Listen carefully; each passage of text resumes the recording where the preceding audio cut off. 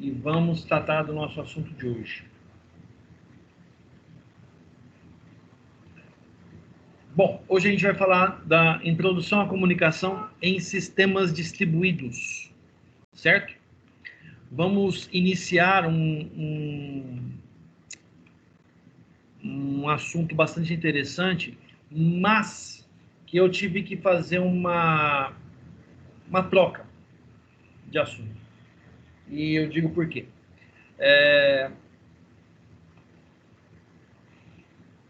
A gente ia começar a discutir a respeito de troca de mensagens e comunicação diretamente, sem um embasamento dos métodos de comunicação em sistemas distribuídos. Na minha visão, isso está errado, tá? Fora de ordem, porque eu não posso falar de troca de informações, troca de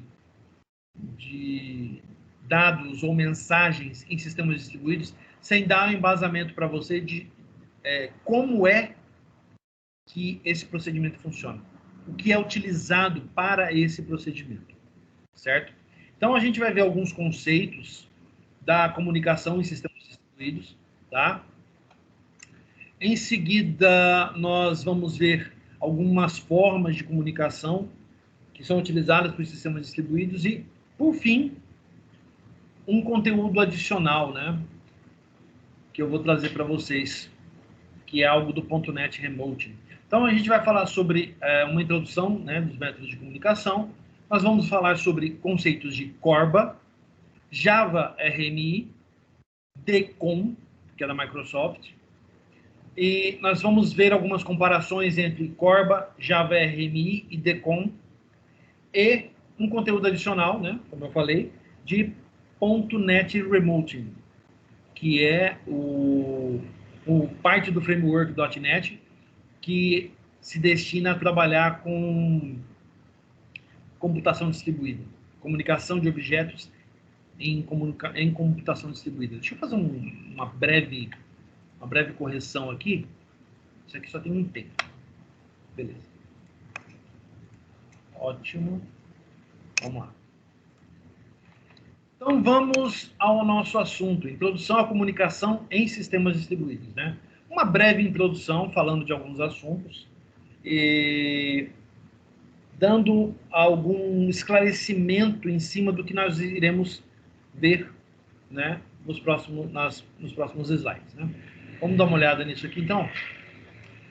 A programação orientada a objeto é considerada atualmente um dos melhores modelos de programação para tratar com sistemas complexos, enquanto provê facilidade de manutenção, novas implementações e reusabilidade. Então,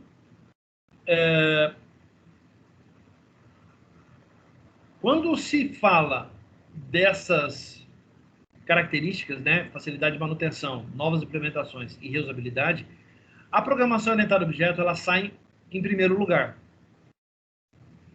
por se tratar da forma mais fácil e simples de se aplicar essas características no software enquanto se desenvolve. Tá? Aplicações desenvolvidas no método tradicional ou na forma sequencial, na forma estruturada, elas não atendem essas necessidades.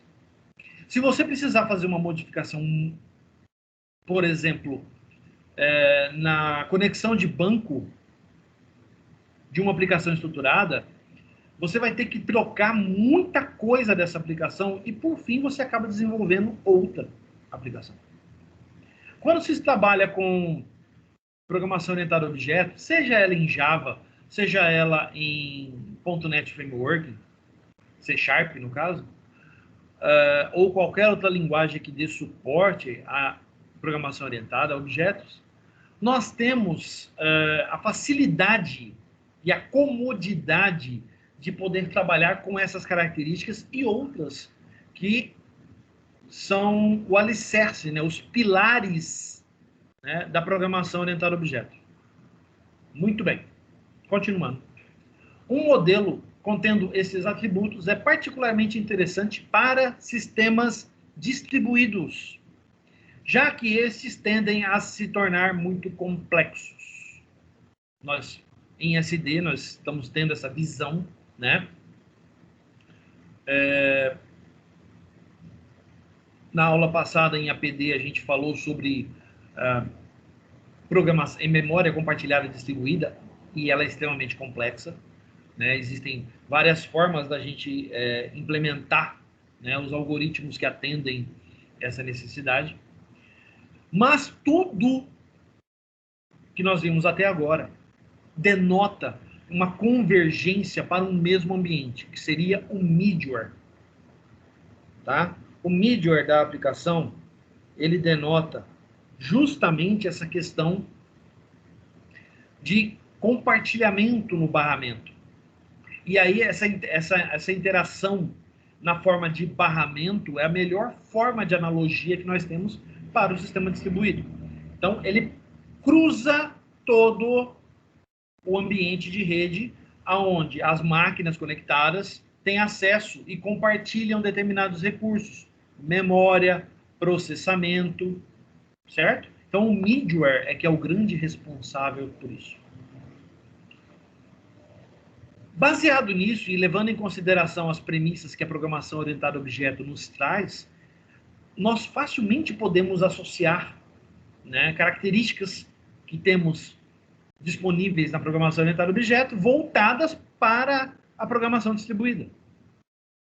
Sim, muito facilmente podemos associar, né, essas comodidades como facilidade de manutenção, novas implementações, reusabilidade, associada a outras características disponíveis em programação orientada a objeto, são justamente as expertises que desejamos trazer para sistemas distribuídos. Certo? Então, a associação é muito fácil, ela é muito tranquila quando a gente leva em consideração esse tipo de coisa. Bom? A base da programação orientada a objeto é o conceito de objeto, que é uma entidade que encapsula um estado e permite o acesso através de uma interface bem definida. Aqui, muita gente pagou programação orientada a objeto comigo, e tem uma galerinha que pagou, ou está pagando, né, ela com o meu colega Sidney. A abordagem e o conceito é o mesmo. Tá? A abordagem de objeto. Objeto, né, é uma abstração do mundo real que possui características próprias, possui ações próprias e que pode interagir com o meio no qual ele existe. Muito bem.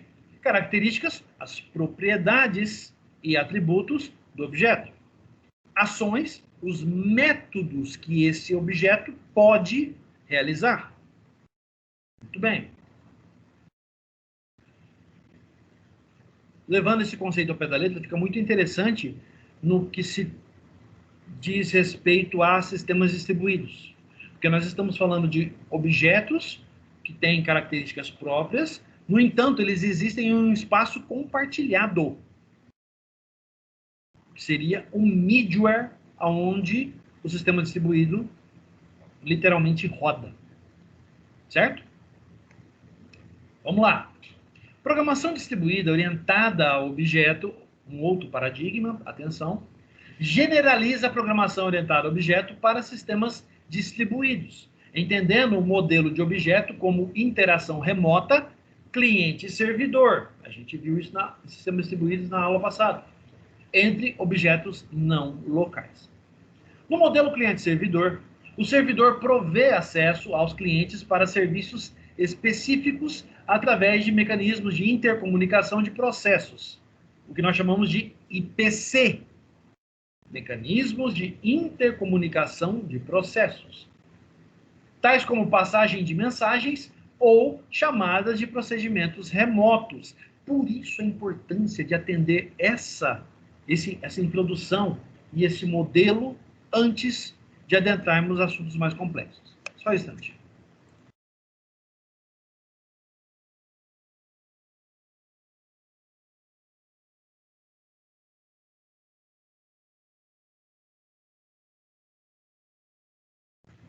Desculpa, vamos lá.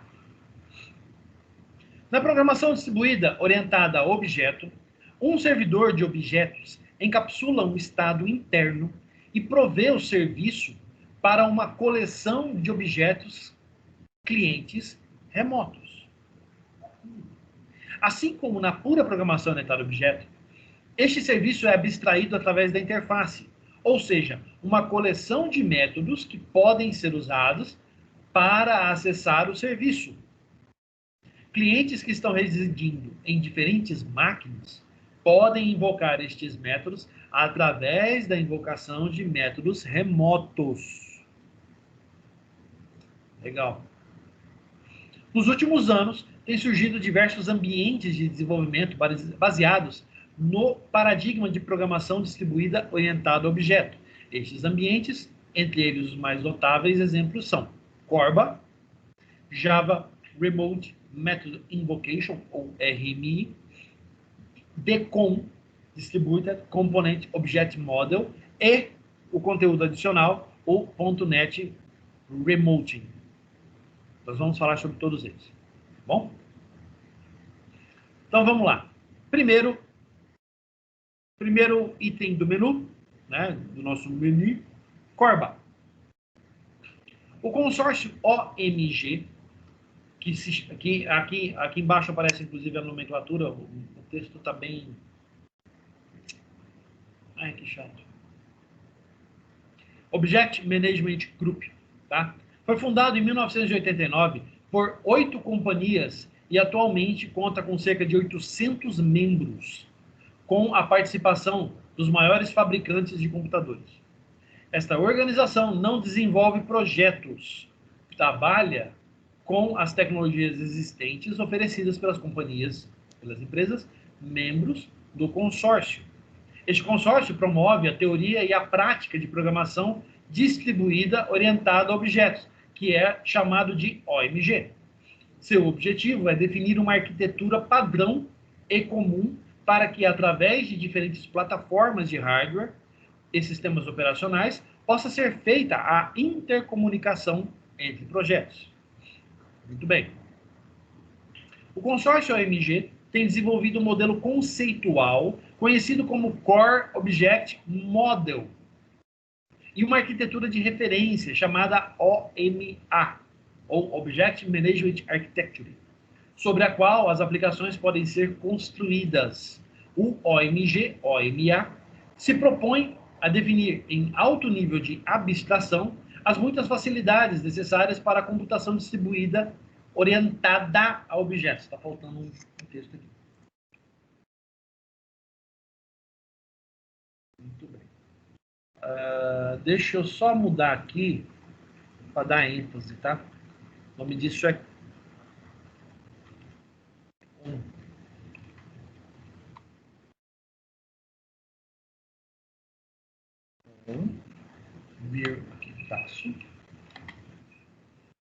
Core Object Model. Não sei porque o material dos meus colegas vem um pouco incompleto.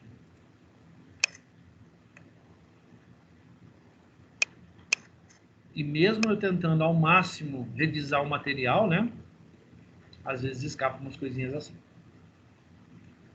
Muito bem. Beleza? Vamos em frente. Assim, é proposto um modelo de referência OMA com 5 partes principais, como segue. O ORB, ou Object Request Broker, que é o Corba, o serviço de objetos, interfaces de domínio, facilidades comuns e interface de aplicação. Então, vamos analisar cada uma desses itens do modelo de referência OMA. ORB, o Object Request Broker, também comercialmente conhecido como Corba, é um barramento comum de comunicação para os objetos. Não lembra bastante que a gente estava discutindo sobre middleware agora há pouco? Permite que objetos clientes, de forma transparente e confiável, requisitem operações em objetos remotos e recebam respostas em um ambiente distribuído. A integração de objetos distribuídos está disponível através de plataformas independente de sistemas operacionais. Atenção, Corba não atende somente o Windows. Corba atende todo e qualquer sistema operacional disponível no mercado atualmente. Notadamente, podemos destacar o Windows, as variantes do Linux e o macOS X. E serviços de transporte da rede, notadamente utilizando TCP/IP. Serviços de objetos. São componentes de uso geral fundamentais para o desenvolvimento de aplicação CORBA. Um serviço de objetos é basicamente um conjunto de objetos CORBA que podem ser requisitados através do ORB. Serviços não estão relacionados com nenhuma aplicação específica, atenção, mas são blocos de construção básica, usualmente provida no ambiente CORBA, suportando funcionalidades básicas úteis para muitas aplicações. Diversos serviços têm sido projetados e anotados como standard, ou como entendam standard como padrão, né? Vamos trocar essa palavra? Volta. Aqui, ó. Padrão, né? Pela OMG. Muito bem.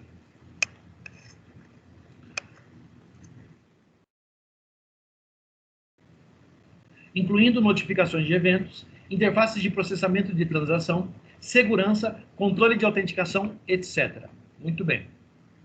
Interfaces de domínio representam áreas verticais que provêm funcionalidades de interesse direto para usuários finais, em específicos domínios de aplicação, tais como financeiro ou saúde. Interfaces de domínio estão ligadas às áreas fim para as quais o sistema é desenvolvido. Então, nós temos vários middlewares que atuam no mercado financeiro, no mercado aí na saúde, na parte de administração. Na administração, inclusive, nós temos alguns relativamente interessantes, por exemplo, que trabalham com a troca de informações entre a administração e o estoque. Sistemas distribuídos que atendem essa área, tá? Outros também que atendem a parte ligada aos recursos humanos, né? Ligada também à parte financeira, ligada à parte contábil, tudo isso através de um mesmo middleware que facilita, digamos assim, a troca de informações entre as diversas áreas ou interfaces de domínio que corresponde ao sistema. Muito bem. Facilidades comuns. Provém ao usuário final funções úteis em diversas aplicações que podem ser configuradas para uso específico em aplicações particulares. São facilidades relacionadas com o usuário final, tais como serviço de impressão, gerenciamento de documentos e correio eletrônico. Então, geralmente, todo middleware acompanha, no mínimo, esses 3 serviços. Certo? Tem que ter. Interfaces de aplicação são específicas para aplicações de usuário final. Representam aplicações baseadas em componentes, executando tarefas específicas para o usuário. Uma aplicação é tipicamente composta de um grande número de objetos, alguns dos quais são específicos da aplicação e outros parte dos serviços de objetos, facilidades comuns ou interface de domínio, as outras áreas, né, que ele atende. Muito bem. Voltando ao nosso conceito de CORBA. Todos os serviços OMG devem ser especificados usando OMG-IDL, que é Interface Definition Language, linguagem e definição de interface, uma linguagem de programação. Uma linguagem puramente declarativa e não provê detalhes da implementação. Pode ser usada com qualquer linguagem de programação e em qualquer sistema operacional. É uma linguagem de programação neutra, independente de rede, e assim usada como uma forma de descrever os tipos de dados. A sintaxe do OMG-IDL é derivada do C++, removendo os construtores de uma linguagem de implementação e adicionando um número de novas palavras-chave necessárias para a especificação de sistemas distribuídos. Então, nós estamos falando de uma outra linguagem de programação, além das que nós estamos acostumados a utilizar. Agora, uma definição para o CORBA, né? É um middleware que permite aos programas de aplicação se comunicarem entre si independente de suas linguagens de programação, sua plataforma de hardware e de software e a rede sobre a qual eles se comunicam. É uma definição espetacular, muito interessante. O Corba é extremamente interessante de se estudar, extremamente interessante de aprender. Existe vasto material na internet sobre ele, tá? E é um diferencial, especialmente em sistemas mais antigos, tá? As aplicações são construídas com objetos Corba, os quais implementam interfaces definidas da linguagem de definição de interfaces, a IDL. Clientes acessam os métodos nos IDL, interfaces dos objetos Corba, por meio de invocação de método remoto, RMI. O componente de middleware que suporta RMI é chamado de distribuidor de requisição de objetos, ORB, ou Object Request Broker. Beleza? A especificação do Corba foi patrocinada por membros do grupo OMG e muitos diferentes ORBs foram implementados segundo a especificação, suportando uma variedade de linguagens de programação, várias disponíveis ao vento, vamos dizer assim. Tá? Atende uma porrada de linguagem de programação. Delphi, C Sharp, C++, é óbvio, né? VB.NET, Java, que eu não preciso nem falar. Óbvio. Então, o que não falta é linguagem que tenha uma versão de Corba para a gente usar. Os serviços Corba provêm facilidades genéricas que podem ser usadas em uma grande variedade de aplicações. Aqui à frente, ó, nós temos a definição do Corba. Como é que funciona? Nós temos o middleware, Object Request Broker, nós temos as interfaces da aplicação, nós temos as interfaces de domínio, que são aquelas que trabalham com áreas específicas, nós temos as facilidades comuns, certo? Aqui nós temos o ORB, ou Object Request Broker, que é o middleware, onde todo mundo se comunica e tal. E, por fim, nós temos os serviços de objeto, que atende às necessidades do ORB. Então, veja só que interessante. A linguagem de programação, ela geralmente entra por onde? Pelo Application Interfaces. Geralmente é por aqui. Tá? Elas entram por aqui, fazem solicitações ou jogam informações para métodos pré-definidos. Esses métodos imediatamente já começam a troca de informações no barramento e o consumo de serviços para resolver determinadas questões, que é, por exemplo, uma troca de informações entre aplicações distintas, em plataformas distintas. Você tem uma aplicação desenvolvida lá para o teu financeiro, outra desenvolvida para o teu contábil, uma terceira para o RH, uma quarta na parte de administração e frente de loja, por exemplo, de atendimento, né? E uma quinta que poderia ser, por exemplo, o seu caixa. Você pode ter o teu barramento de comunicação e todas elas, independente de linguagem de sistema operacional, todas elas trocando informações entre si. Então, bastaria ao programador criar os métodos necessários para atender essa troca de informações. Então, a linguagem entra, né? Por exemplo, o RH solicita ao financeiro informações a respeito de declaração de imposto de renda. Muito bem. O financeiro recebe essa solicitação através dessas interfaces de aplicação. É feita uma tradução, né, da linguagem IDL para a linguagem do sistema do financeiro. O sistema financeiro avalia a situação, busca as informações, prepara essas informações e repassa para a interface de aplicação do barramento. A interface converte essa informação em IDL, pega, joga essa informação no barramento e aí dá a resposta para o sistema que fez a solicitação. Certo? Tudo isso aí. Pois não, Felipe? Tirar uma dúvida aqui, rapidão. Cada componente desse, ele fica distribuído na rede de forma Ele fica distribuído na rede em serviços separados? Não, ele fica todo agrupado no barramento, certo? Você pode ter Ah, que o abarramento é a aplicação Corba. isso, Certo. é o middleware, Entendi. né? Então, o que, Certo. que você tem? Você pode ter, por exemplo, uma situação que você tenha, eu já tenho um cliente de e-mail que atende, né, aqui eu tenho um servidor, né, que os meus usuários já fazem uso. Muito bem. Você pode conectar esse servidor de e-mail no barramento para que ele sirva ao barramento aos determinados fins. Por exemplo, podem haver serviços de objeto que, após serem invocados, disparam um e-mail para um grupo de usuários informando que foi feito determinado processamento. Nesse caso, ele vai usar o Common Facilities, né, que são as facilidades comuns, né, que corresponde, no caso, nesse exemplo, ao nosso servidor de e-mail. Certo? Esse é só um exemplo. Certo. Pode ter muita coisa pendurada no barramento, sem problema nenhum. Ele não tem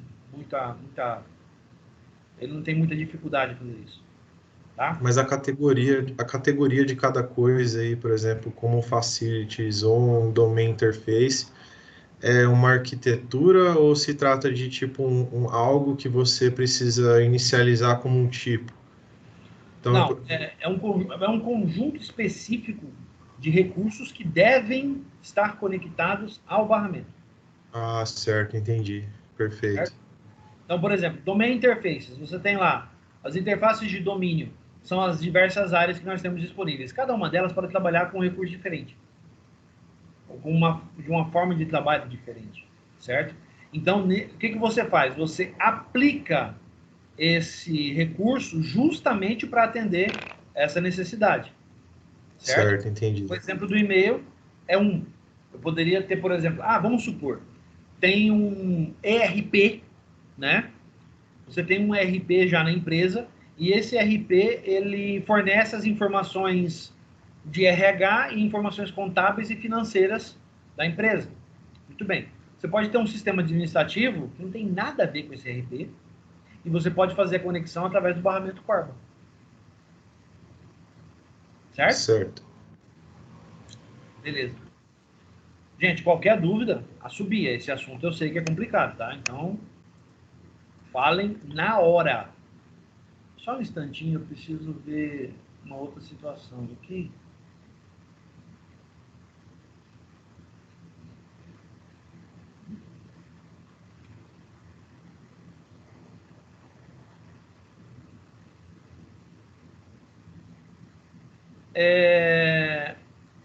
Gente,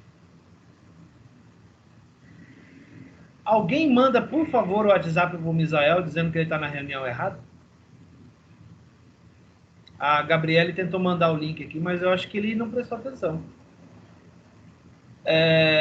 Eu não quero fazer juízo, mas eu estou desconfiado que ele entrou no Teams e deixou gravando. Deixou lá ligado, né? Tudo bem. Vamos tocando o bonde. Como é que é? Você tá aí agora, filho? Por que você tá aparecendo? Por quê? Por que você tá aparecendo em duas reuniões? É doido, hein? Você tá aparecendo em Tô duas. não. Ó, para dizer Já saí da outra. Ó, para dizer que eu não tô mentindo, ó. Dá uma olhada. Aqui. Misael Lima dos Santos. A reunião do dia 25, a primeira aula, ó. Você tá aparecendo para mim em dois lugares ao mesmo tempo, viu, cidadão? Que estranho. Tudo bem. Vamos em frente. Toca o bonde. Java RMI. Java Remote Method Invocation, ou RMI. Tem ficado aberto na outra aba. Beleza. É um modelo de objeto distribuído para a linguagem Java, que mantém a semântica do modelo do objeto Java, tornando a distribuição de objetos fácil de implementar e de usar. Lembrando, Java orientado a objetos. Então, se ele mantém a semântica, significa que a parte toda de relacionamento do objeto permanece idêntica. Por isso, é tão fácil de desenvolver com ele. Na terminologia standard, deixa eu tocar isso aqui, gente. Standard. Não. Facilitar. de dificultar, né? Vamos facilitar a bagaça? É bem mais fácil. Eu não sei porque os colegas lá... Eu estou pegando esse material da Federal do Rio Grande do Sul. Eu não sei porque eles têm a tendência de escrever umas coisas tão... Precisa. Quanto mais claro e objetivo, melhor, né? Então, vamos lá. Na terminologia padrão Java RMI, um objeto remoto é um cujos métodos podem ser chamados de outra máquina virtual Java. Um objeto desse tipo é descrito por um ou mais interfaces remotas, que são interfaces Java que declaram qual método do objeto remoto pode ser chamado remotamente. RMI refere-se à ação de invocar um método de uma interface remota em um objeto remoto. Um comentário, tá? Esse conceito também é aplicado em um produto da Microsoft chamado WCF. O WCF ele foi desenvolvido, inclusive, pensando dessa forma. A criação de serviços distribuídos. Tá? Então, quem trabalha com a Microsoft, já viu C Sharp, ou já ouviu falar de WCF, a analogia aqui é igual, tá? Se você pegar a descrição lá, é quase a mesma. Não à toa, Java e C Sharp andam ali coladas uma na outra, né? Afinal de contas, sintaxe é quase a mesma. O que muda são alguns objetos, algumas formas de trabalho, mas, no geral, se olhar um código do outro, você não sabe nem dizer quem é quem. A arquitetura Java RMI usa o mecanismo padrão derivado de RPC para comunicação com objetos remotos. Então, ele usa stubs e skeletons. E aí ele define. Um stub, para um objeto remoto, atua como um cliente local, representativo para o objeto remoto. Clientes nunca interagem diretamente com objetos remotos, mas somente com objetos stubs, os quais são responsáveis por fazer a chamada em seu objeto destino. Um skeleton para um objeto remoto é uma entidade no lado do servidor, que contém o método que dispara a chamada para a implementação do objeto remoto. Stubs e skeleton são gerados pelo compilador RMIC, fornecido com a distribuição padrão do Java RMI. Então, quer dizer que nem a compilação desse cara utiliza a compilação padrão da máquina virtual Java. Ele tem um compilador específico só para ele. Beleza? Um stub para um objeto remoto implementa o mesmo conjunto de interfaces remotas implementado pelo objeto remoto. Quando o método do stub é chamado, ele faz o seguinte. Atenção. Inicia a conexão com a máquina virtual Java remota, lá do outro lado, que contém o objeto remoto, aquele cara que ele quer se comunicar. Escreve e transmite os parâmetros para a máquina virtual Java, local. Espera pelo resultado destas chamadas. Lê o valor de retorno ou exceção retornada, pode ter dado um erro, e retorna o valor a quem chamou. Então, primeiro ele se comunica, depois ele se registra local, criada essa ponte, ele fica aguardando a resposta. Quando a resposta vem, ele trata essa resposta, ou um valor adequado ou uma exceção.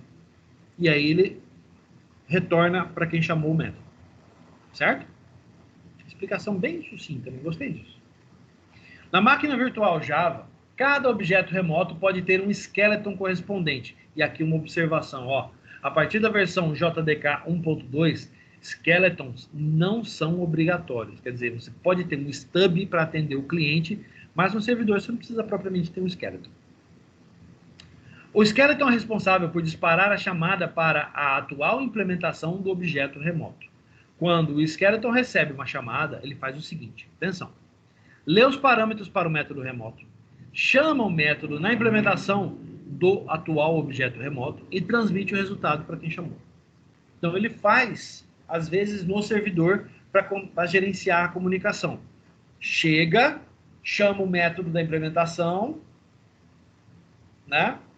Atende esse resultado e transmite para quem invocou. No caso, quem está invocando esse cara, como ele roda do lado do servidor, quem está invocando ele é um stub do lado do cliente, certo? Então, o stub do lado do cliente é quem invoca. O skeleton do lado do servidor é quem atende. Muito bem. A implementação... O cliente pode... Só tirar uma dúvida. O cliente também pode ser algo num servidor, né? Pode ser Pode sim. No próprio servidor. Pode haver um método interno que o consuma. Ou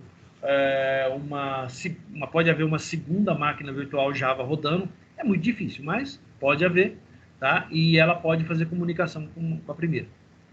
Não, tipo assim, não é, por exemplo, uma aplicação front-end que está batendo numa API, né? É tipo, bate na API, a API fala com outro método que está remoto.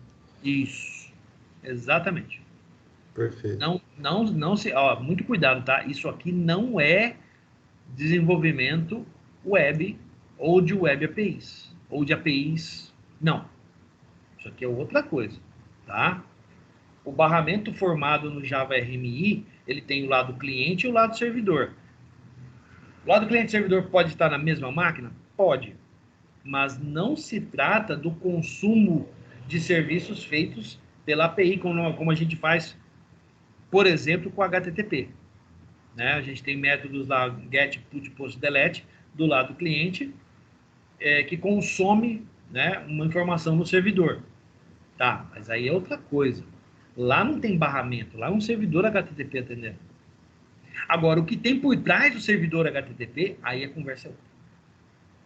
Pode haver um middleware que atende as funções de busca, por exemplo, o papel do banco de dados. Tá? E aí pode ter a API na frente para consumir, né, para entrar no middleware, e o middleware permite ele consumir a informação, por exemplo, de um banco de mainframe. Né? As informações gravadas no mainframe, por exemplo, podem estar disponíveis através de um middleware, e lá na frente você tem um serviço, uma API, que faz, às vezes, pega essa informação, geralmente ela vem em formato texto, pega essa informação, converte essa informação por formato, geralmente é API, então JSON, né? Converte a informação por formato JSON e aí dá a resposta. Certo? Agora, o cliente HTTP, do outro lado, o que ele vai fazer, como ele vai fazer, o que ele vai fazer com isso, a gente não sabe dizer, tá? Mas existe essa diferença.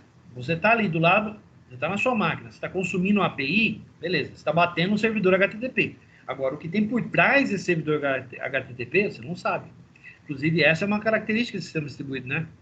O usuário não precisa saber que ele existe. Perfeito. Ele nem percebe. Beleza? Então, continuando. Assim, evita que no Java RMI, objetos servidores estejam em memória todo o tempo, permitindo que sejam carregados dinamicamente quando necessário.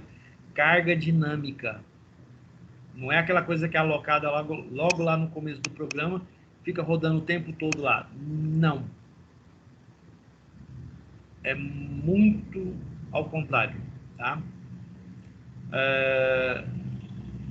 No final da aula eu vou passar para vocês as instruções das provas, tá? Os professores já receberam as instruções, alguns já estão passando. Eu já falei alguma coisa para sistemas distribuídos, mas eu vou me corrigir porque teve uma mudança aqui, tá bom?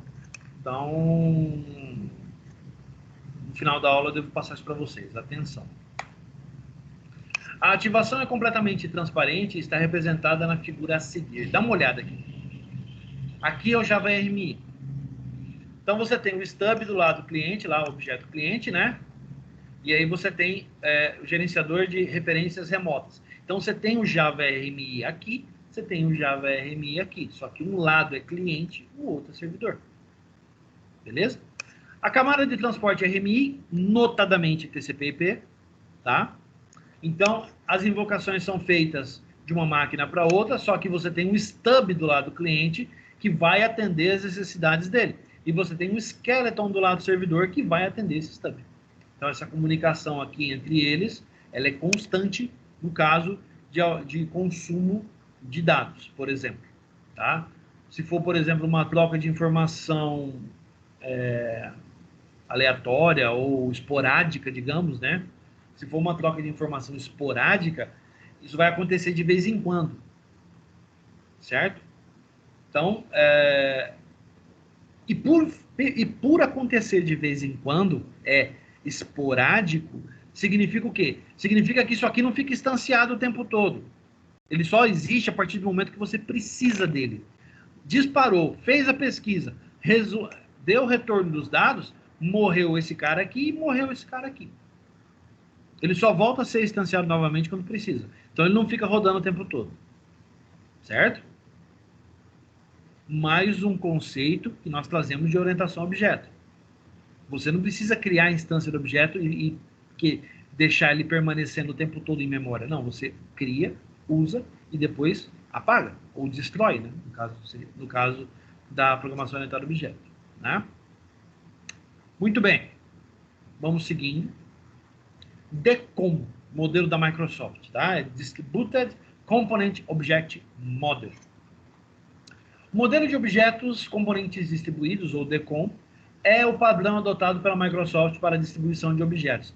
Detalhe, praticamente todo o Windows tem um servidor DCOM embutido dentro dele. Tá? Então isso aqui é muito interessante da gente prestar atenção e aprender. Estabelece um modelo de programação padrão binário, bem como um padrão de interoperabilidade para a computação usando objetos distribuídos, mesmo rodando em uma máquina standalone. Quer dizer, você tem ali o seu PC e ele não está conectado em rede, ele não está servindo nenhuma outra aplicação, nada. Ele tem um servidor DCOM escondido dentro dele. Tem. Vamos lá. O DCOM está disponível desde o Windows NT4. Olha, faz tempo, hein? NT4. E tinha versões que poderiam ser obtidas no Internet Explorer, na internet para o Windows 95. Eu li Internet Explorer por causa de baixo. Está incluído no Microsoft Internet Explorer 4, ó, faz hora, no Windows 98 e disponível para diversas plataformas de Unix, fornecido por uma empresa chamada Software AG. Eu trabalhei com esse cara, tá? Anderson, isso aqui é, em outras palavras, é aquele IntireX que a gente tem lá na Secretaria de Fazenda, tá? É esse cara aqui, ó. Embora iniciado pela Microsoft, o COM e o DCOM não é mais ambiente proprietário da Microsoft, não pertence mais a ela, tá? É código livre. Atualmente, o consórcio independente ActiveX é responsável pelo gerenciamento deste padrão. O modelo básico COM inclui a habilidade de permitir que elementos lógicos sejam considerados independentes. Também permite componentes binários flexíveis para adaptação a diferentes configurações e máquinas. COM é mais largamente conhecido como a tecnologia básica do ActiveX, e eu já tive a oportunidade de trabalhar com ele, especialmente em aplicações ASP 3.0. E é bastante interessante, tá? Muito interessante mesmo. Mas dá um trabalhão tão grande trabalhar com ele registrado em servidor. Mas é bastante performático, vamos dizer assim, tá? A troca de informações dele através da página ASP permite, por exemplo, toda e qualquer manipulação que nós podemos fazer através de uma API hoje em dia, né? Só que o modelo HTTP, de serviços HTTP, é bem mais rápido, é bem mais ágil do que o modelo DCOM. Tá? Qualquer ferramenta de software que suporta componentes COM automaticamente suporta DCOM. Existem 4 serviços no ambiente do servidor ActiveX que são particularmente úteis para DCOM. Transações, incluindo a capacidade de recuperação e volta ao estado original. Olha que legal. Enfileiramento com filas confiáveis de armazenamento e envio, que permitem operações em redes sujeitas a intermitentes faltas de acesso, ou quedas, né, constantes. Uso de script no servidor para permitir fácil integração com aplicações de internet baseadas em HTML e acesso a sistemas de produção legados. Inclusive, o uso do ActiveX e do COM e DCOM é amplamente divulgado e até mesmo incentivado em sistemas de produção legado. Porque como é que você vai ter acesso àquelas informações? Muitas vezes, o sistema ele precisa de uma troca de informações, precisa de novos dados para que, por exemplo, a gente tenha uma tomada de decisão. Vamos imaginar que a gente está fazendo isso dentro de um sistema legado. Você não pode desenvolver coisas novas, usar novas tecnologias. Ah, não, vou botar um método aqui HTTP para consumir, para consumir um serviço GET, que está lá no GET, em uma determinada API. Não dá para fazer isso. Mas você pode ter um componente ActiveX, certo? Rodando na aplicação, que este componente é responsável por conectar a determinado servidor, realizar determinada pesquisa, trazer essa informação para complementar a informação na tela. É amplamente utilizado em sistemas legados. Por quê? O nível de impacto de modificação no sistema é baixíssimo. Você só está adicionando uma funcionalidade que, a princípio, aquele sistema já devia dar suporte. Só isso. Certo? Em algumas situações, é melhor isso. Alguns pontos importantes do DECOM são: independência de transporte. O DECOM permite que os componentes se comuniquem, seja com ou sem orientação à conexão. Ele suporta TCP/IP, UDP/IP, IPX/SPX, AppleTalk e HTTP. A maioria de nós só conhece o TCP/IP, né? O IPX/SPX, por exemplo, é o protocolo de comunicação das redes Novell. O AppleTalk, o próprio nome já diz, trabalha nas redes Apple, né? Nas redes que trabalham com o Mac. E o HTTP é o mais comum, a gente já usou em CC1, então a gente já conhece. Tecnologia aberta. DECOM é uma tecnologia aberta, open source, e está disponível para Unix, Apple, Windows e alguns ambientes mais antigos, OS2, os Linux mais antigos, Xenix, os Unix de velha guarda. Contudo, o mais comum é no ambiente Windows. Como eu falei, todo Windows tem um servidor DECOM escondido dentro dele. Integrado com servidor e browser web. Como o DECOM inclui ActiveX e os componentes ActiveX podem ser incluídos em aplicações baseadas em browser DECOM, permite distribuir aplicações internet que suportam tecnologias de browser. Tá, só que o ActiveX ele é considerado uma arquitetura antiga, extremamente defasada. Tá? Então isso aqui é voltado para coisa muito antiga mesmo, tá? Coisa velha. A arquitetura básica DECOM permite que uma aplicação possa ser desenvolvida de maneira que automaticamente permita uma distribuição futura e escalabilidade. Opa, isso é interessante para o sistema distribuído. Assim, se uma demanda maior de uma aplicação acontece, podemos aumentar a capacidade do servidor para atender essas necessidades.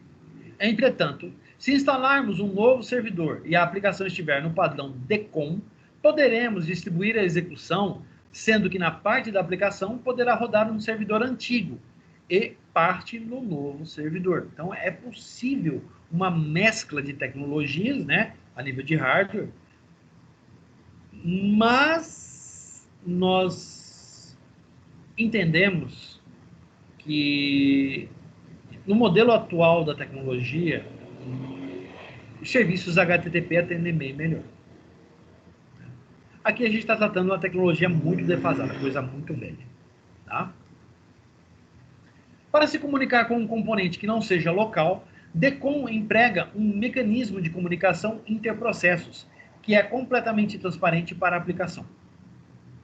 Especificamente, DECOM substitui o mecanismo de comunicação local por um protocolo de comunicação em rede. Desta forma,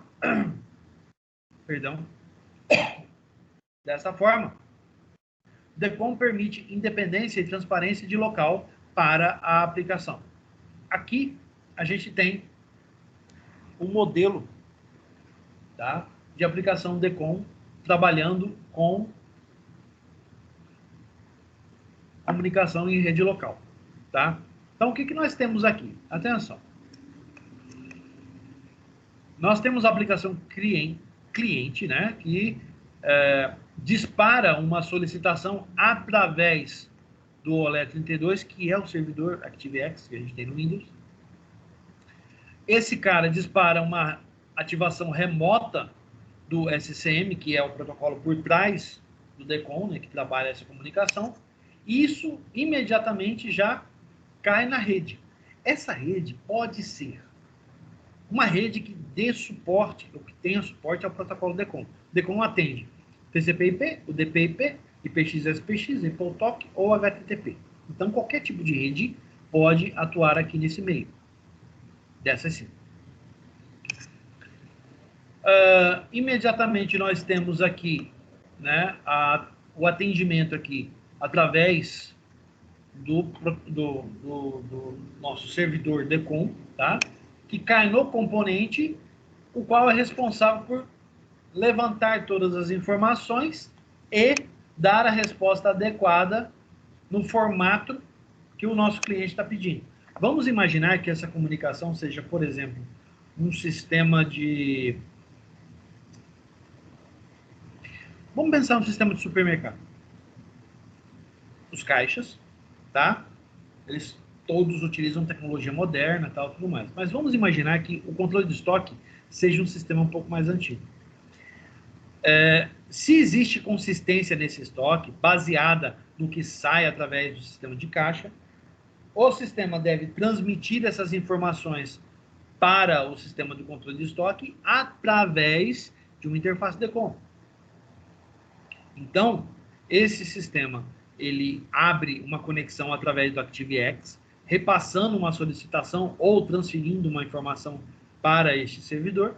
Essa informação é transmitida através da rede para o servidor DECOM rodando do lado do servidor. O que ele faz? Imediatamente, ele realiza a tarefa a qual está sendo solicitada, tipo atualização de estoque para leite, caixas de leite, por exemplo. Beleza. Imediatamente ele processa e responde um ok, recebido, processo realizado. Ele manda, envia esse resultado de processamento, né, digamos, para o cliente toma ciência. Legal, o processamento correu com sucesso. Ocorreu com sucesso. Certo? Isso é um exemplo. Nós temos vários exemplos que podemos utilizar. Eu dei o exemplo aqui, por exemplo, até falei para o Anderson, a gente trabalha com ActiveX lá, né? Também trabalhava com ActiveX lá na Secretaria de Fazenda, só que isso saiu em função da adoção da tecnologia de API. Então, a gente trocou uma tecnologia por outra.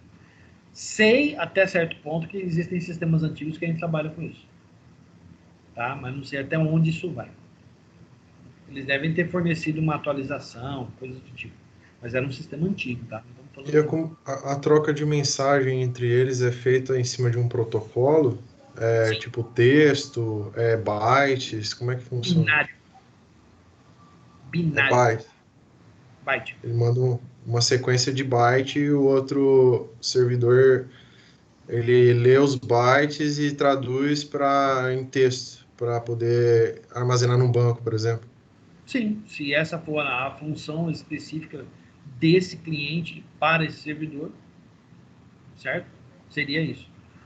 Nós poderíamos ter vários tipos de atividades que poderiam ser realizadas.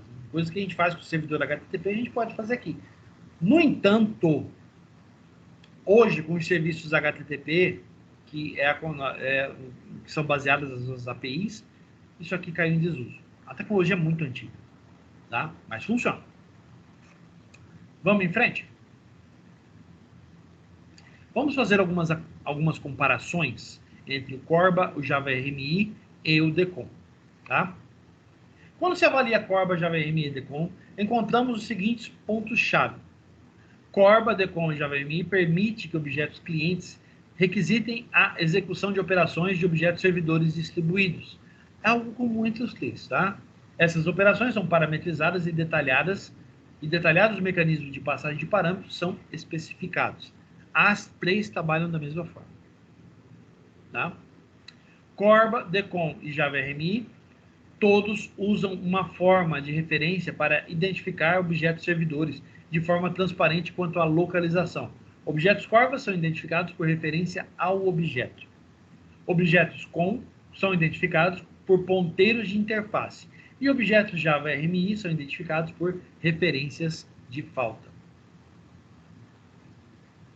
Java RMI é diferente de Corba e Decom pelo fato que integra objetos não remotos ao modelo objeto. Isto é obtido modificando o mecanismo padrão de passagem de parâmetros no modelo e passando objetos não remotos por valor. Olha a diferença. A gente não faz passagem de parâmetros no modelo da programação orientada a objeto, né, que seriam variáveis dentro de métodos. Não, aqui a gente passa um objeto inteiro como parâmetro. Você monta um objeto inteiro e passa para ele se vira. Certo? Olha a diferença. O modelo objeto do Corba, do Decom e do Java RMI, todos separam a noção de interface e implementação. A separação é mais específica em Corba e Decom, onde existem linguagens separadas para definir interfaces e onde a implementação pode ser escrita em diferentes linguagens de programação. Java RMI usa Java, e somente Java. Ele é bem restrito nesse ponto. Os outros dois são mais abertos. Os modelos de objetos dos 3 ambientes suportam a herança. Programação orientada a objeto, é óbvio. Todos especificam uma classe primária que é usada para derivar propriedades comuns a qualquer objeto referenciado. Esta classe principal é Object para Corba, IUncno. Aqui está errado. Peguei outro erro, hein? Em, né? Decom. Não, né? Em.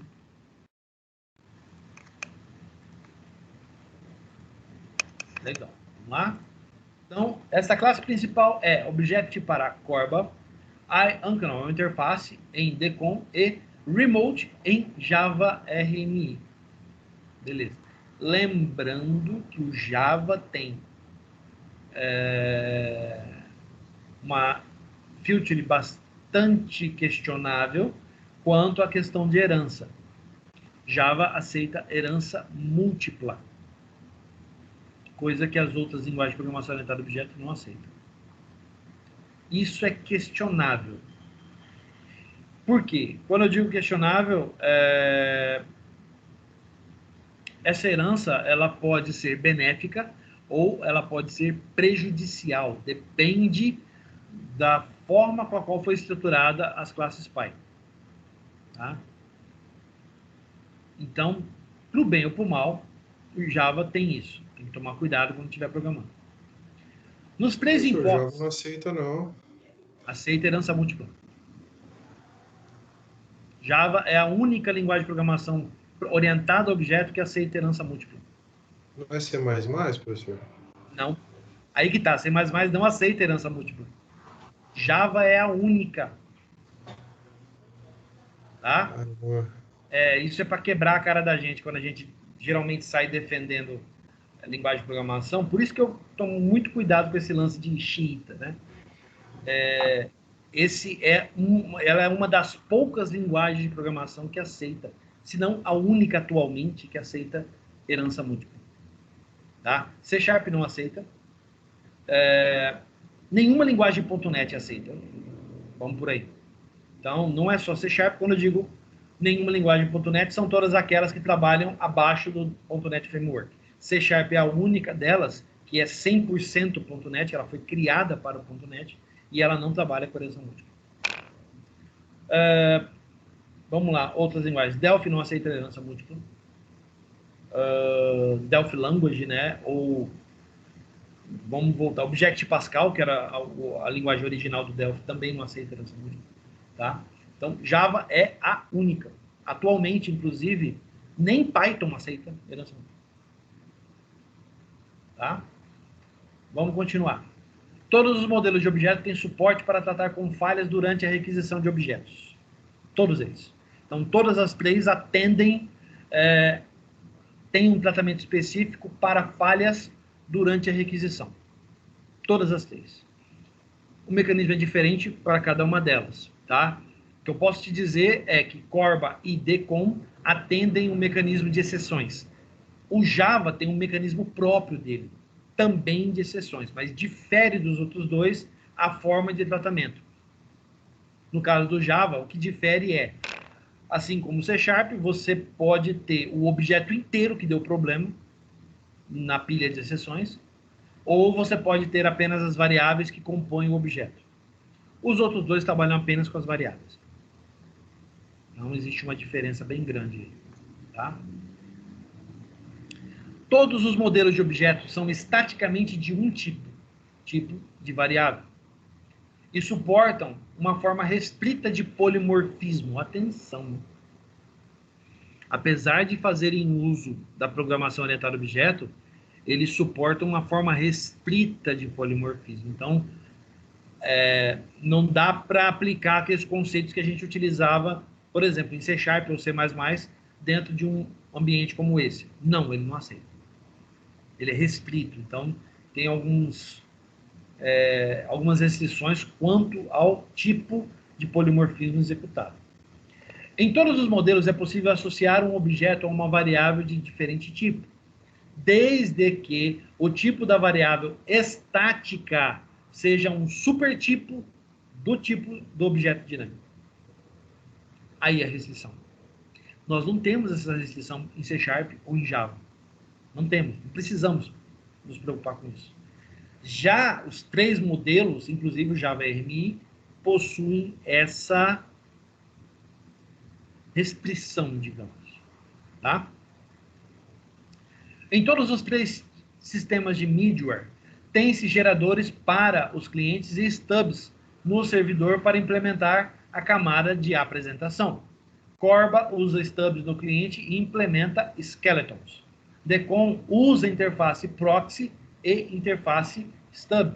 Em Java RMI, eles são diferenciados como stubs e skeletons. Então, eles trabalham com variações, cada um no seu nicho. O que é mais comum e que talvez na nossa concepção seja uma coisa mais próxima daquilo que nós conhecemos, no caso dos serviços HTTP, seja a forma de trabalho do Corba e a forma de trabalho do DECOM. Já o Java MRI, ele tem uma estrutura própria, que foge um pouco dos serviços HTTP. Tá? O conceito de stubs e skeletons lembra muito para nós a forma de consumo do GET no cliente e o método GET da API. Esse casamento aí é uma analogia bastante comum para a gente. Já o Java RMI já não é bem esse conceito, ele muda um pouco a forma de trabalho, a forma de pensar. Lembrando que eles também têm esse lance, né? Corba e Decom passam parâmetros por variáveis. Java RMI passa parâmetro como um objeto inteiro. Olha a diferença. Tem uma diferença grande aí. Tá? E é diferente, por exemplo, quando estudamos C#, no caso C#, tudo é objeto. No entanto, para se usar computação distribuída, existem objetos específicos que devem ser utilizados. Então, não dá para colocar todo e qualquer objeto lá dentro que ele vai aceitar. Não. Ele não aceita. Tá? São restrições. Essas que nós devemos obedecer. Tá bom? Corba, com Decom e Java RMI, todos suportam a ativação sob demanda de objetos servidores. Ativação sob demanda. Lembra que eu falei? Usou, morreu. Precisou de novo, ele cria aquela instância, ele ativa aquela instância para poder usar. Certo? Muito bem. Corba tem essa facilidade através de adaptador de objeto. Em Decom é implementado pelo gerenciador de controle de serviço.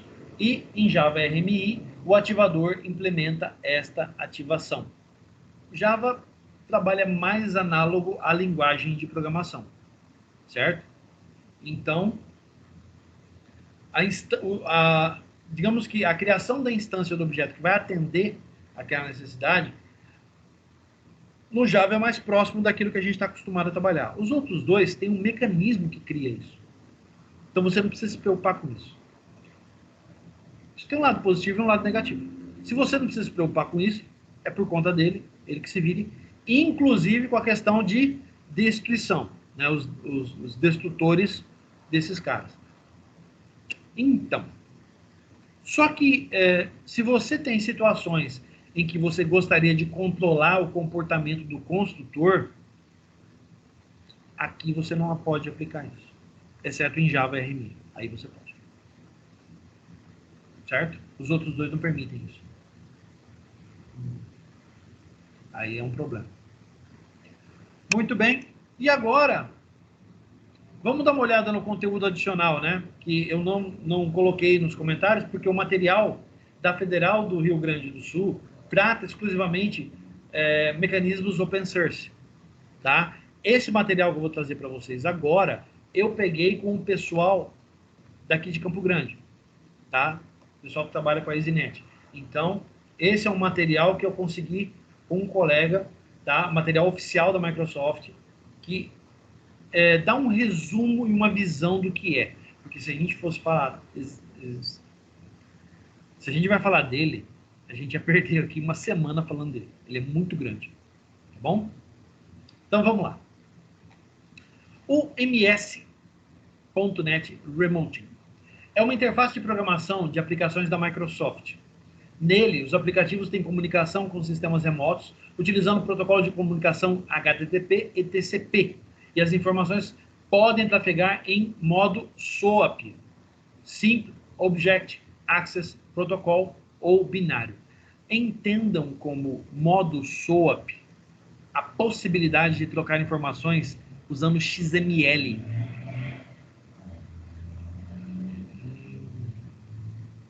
Isso é interessante, hein? Isso é interessantíssimo, né? Especialmente porque se existe a possibilidade de trocar informações, a troca de dados, né? Através de SOAP, existem vários outros barramentos ou middlewares que trabalham com a mesma tecnologia. Então, já pressupõe-se que é possível uma interconectividade entre middlewares. Olha que legal. O .NET Remote proporciona que seus aplicativos tenham comunicação com sistemas remotos utilizando protocolos de comunicação, TCP, HTTP. Dessa forma, podemos aproveitar todos os recursos de um projeto Windows Forms, por exemplo, com a facilidade de acessar informações remotas, estando em sua intranet ou até mesmo na internet. Por que ele citou o Windows Forms? Se você vai trabalhar com projetos para web, não faz sentido nenhum você usar .NET Remote. Não faz, porque aí você trabalha com a programação de serviços HTTP, que nós já vimos isso anteriormente, certo? Quem estudou CC1 comigo viu o consumo desses métodos, né, através da API, usando HTML, Bootstrap e jQuery. Aqui o meu front-end não é uma aplicação web, e sim uma aplicação Windows Forms.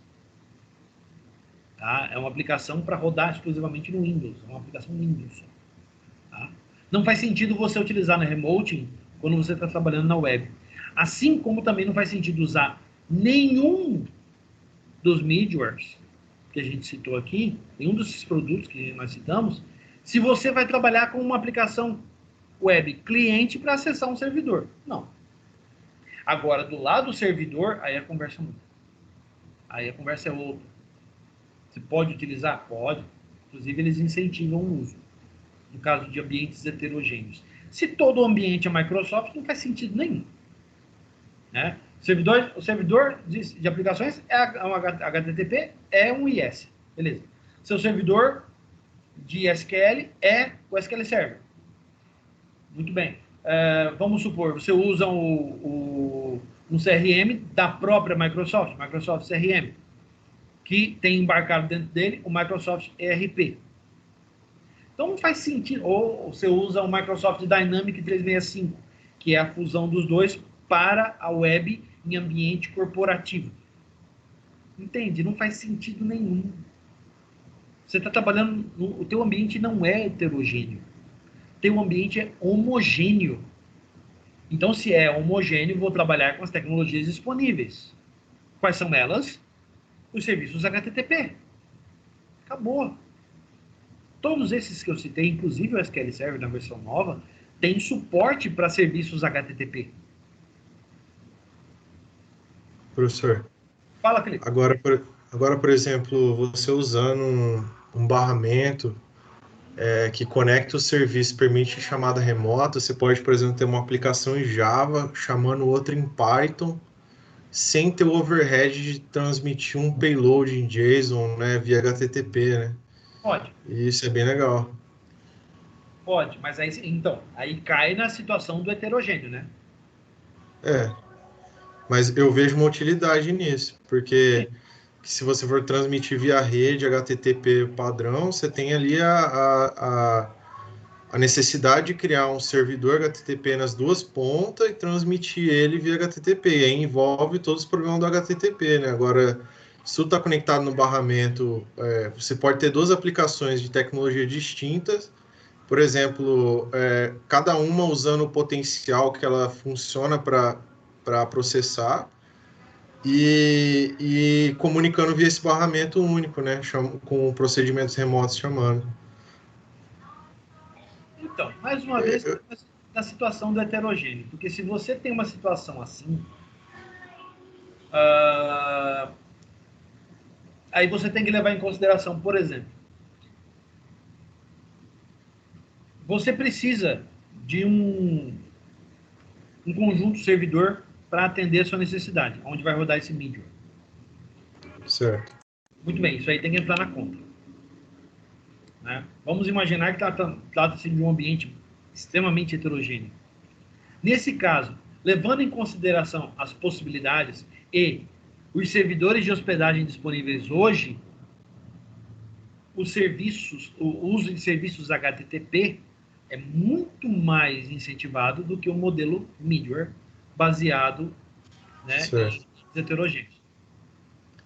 Levando isso em consideração, aí a gente tem que consultar e fazer pesquisa. Por exemplo, quantos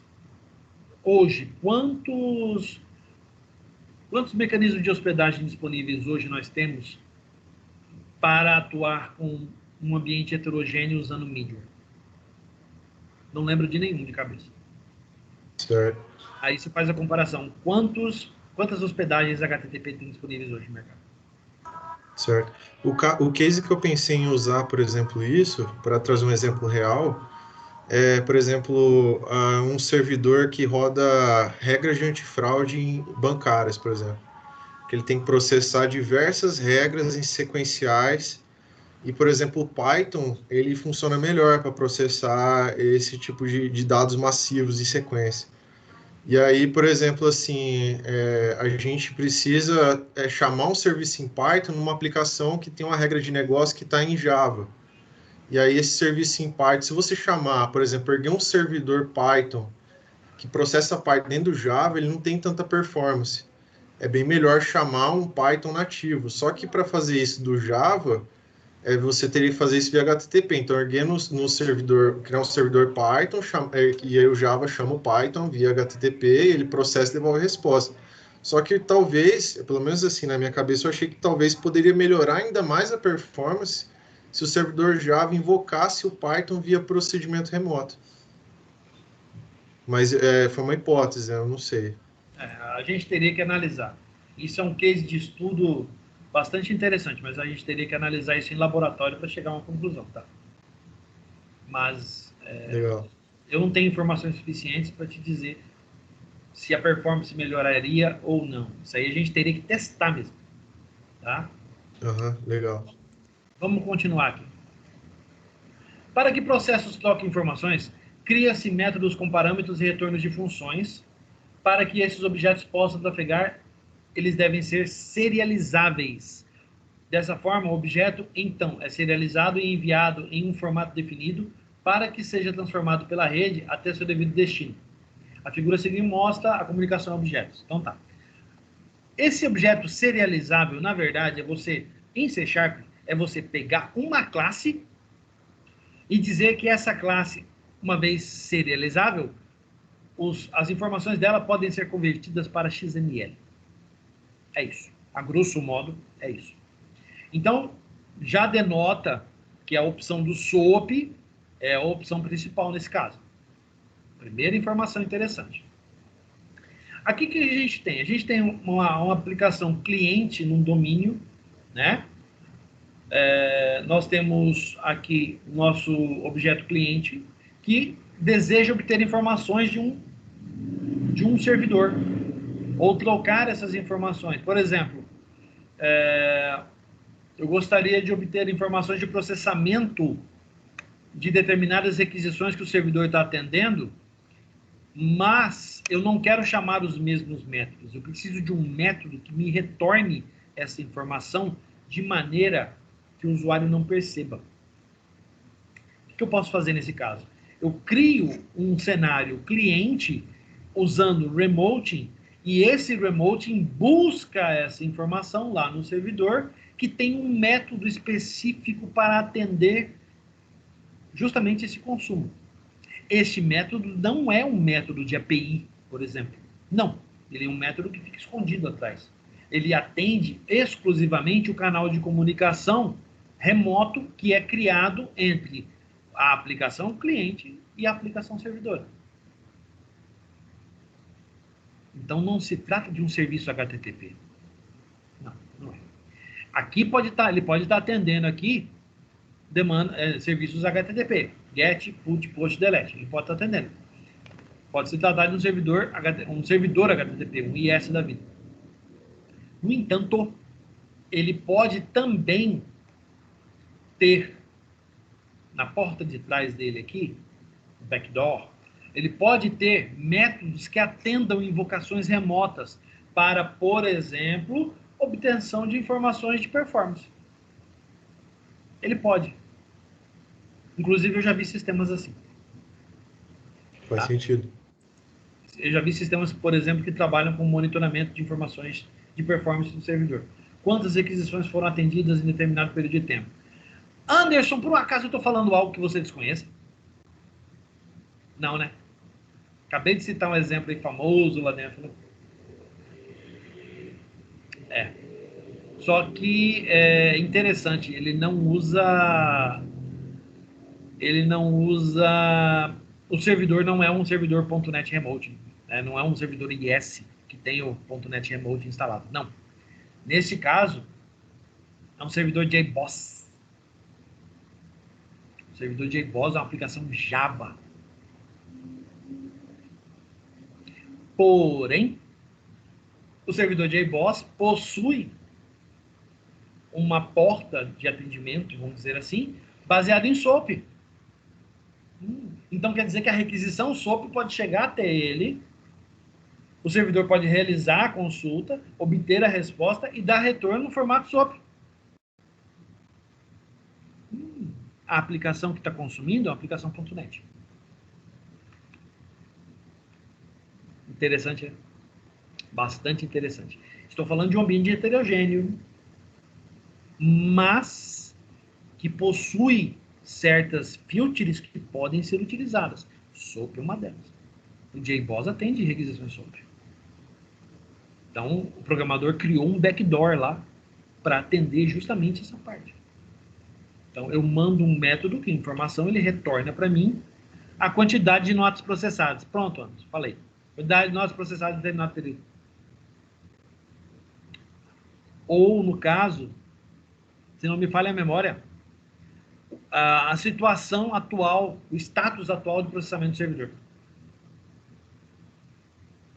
Quais serviços estão rodando? Quantas requisições são realizadas por minuto? Coisas desse tipo. Certo? A Secretaria da Fazenda usa .NET, professor? .NET e Java. Entendi, misturado. Sim, a Secretaria da Fazenda trabalha com as duas tecnologias. Tá? As duas tecnologias. A Nota trabalhava... A Nota, o CTE, o MDFE e a NFS trabalham com Java. E os sistemas que consomem os dados e que monitoram as informações também trabalham .NET, tá? Mas também tem sistemas utilizando servidores de monitoramento baseados no Cassandra. Interessante. Bem legal. Um ambiente bem heterogêneo, mas afinadinho, tudo trabalhando. Aí você fala, não, é tudo diferente. Sim, mas tudo trabalhando com o mesmo nomezinho por trás ali, sabe? SOAP. Beleza. Vamos ver como se organiza esse cara, tá? Como o .NET Remote é organizado. Nós temos classes do tipo serializable, né? As classes serializadas. Marcadas com atributo serializable, podem ser passadas entre domínios de aplicação diferentes, seja como valor de retorno ou como parâmetros de métodos. Olha, outro cara que pode passar variáveis como parâmetro, como também objetos como parâmetro. Olha que legal. Deve-se, primeiramente, serializar o objeto.NET para uma string XML. E as remotable classes, que derivam da classe system.marshallByHalfObject, permitindo serem chamadas remotamente. Conterão os métodos que serão invocados remotamente. A gente vai ver do que se trata esse MarshallByHalf aqui. A gente já vai falar sobre isso, tá? Os objetos, nesse caso, são objetos do tipo single call, ou objetos stateless, sem estado, né? Não armazenam nada.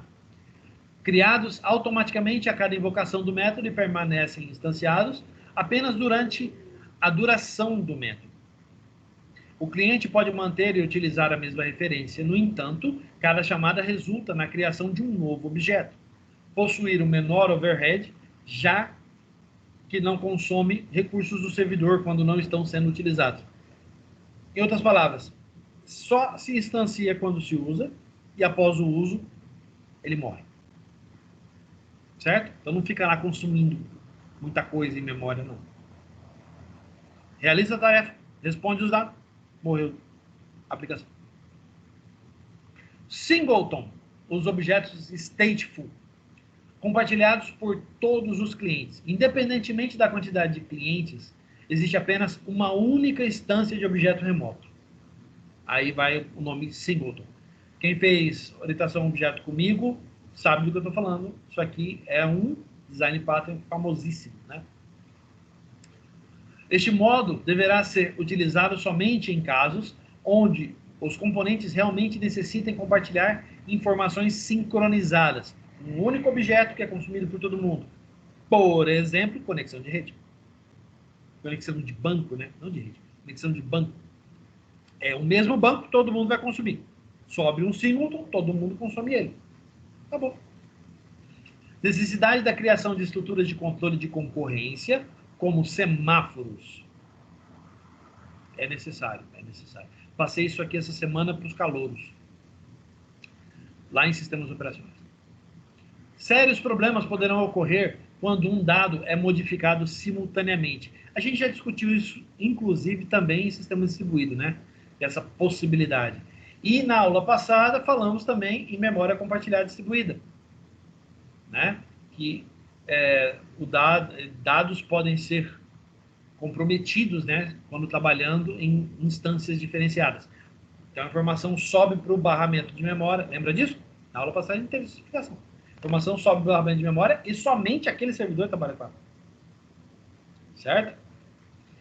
Acabou, terminou? Beleza. Está lá salvo no barramento de memória. Outro servidor vai precisar? Solicita a informação, todo mundo faz uma cópia.